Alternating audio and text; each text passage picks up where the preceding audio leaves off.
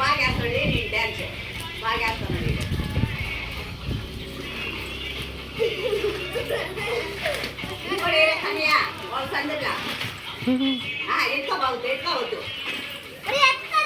కార్తీక్ వద్దు.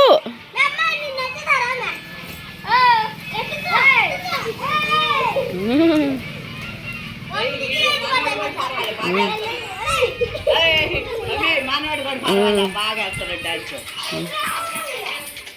పాపా నేను పెట్టుకుంటాను, నువ్వు ఎదురుపో పోయి తిరగద్దు.